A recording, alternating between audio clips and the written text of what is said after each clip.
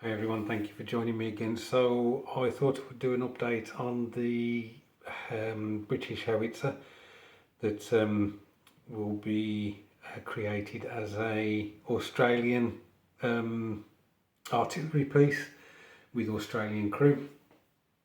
And you may recall that I showed a video recently where I bought these from Drum and Flag.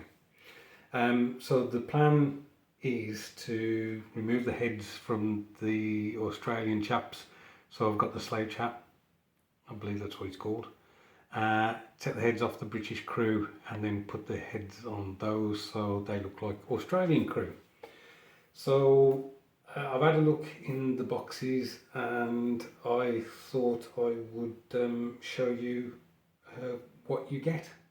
So here's the first one. You get 4 sprues that are identical like this, and as you can see you get some Australian, this is the heavies weapons team, so you've got a guy firing a grenade here, and then you've got I think you've got what they called, the heavy machine gun. I can't remember what it's called now. Maxim, I don't know.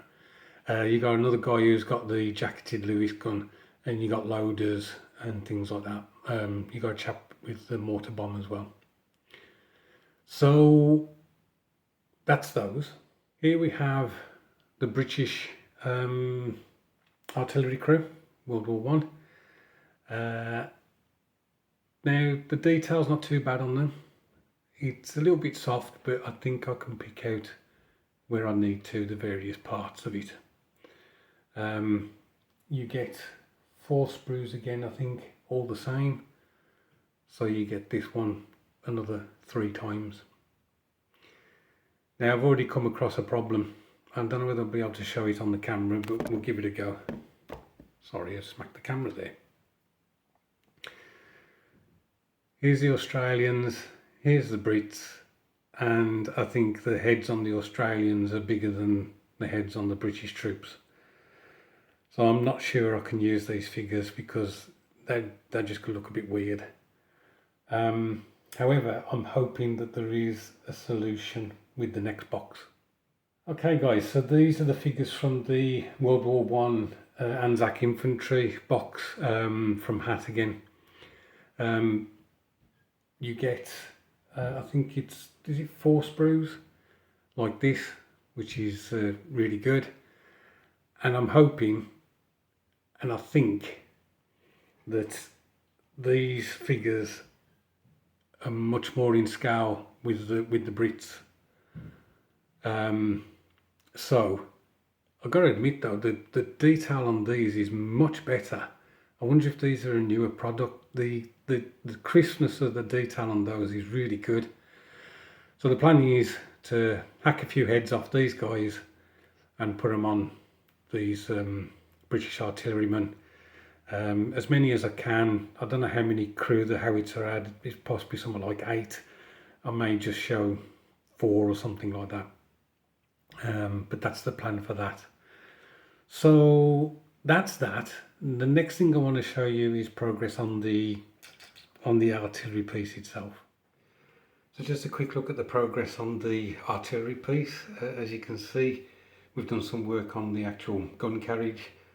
We've got the artillery piece itself, another part of the carriage there.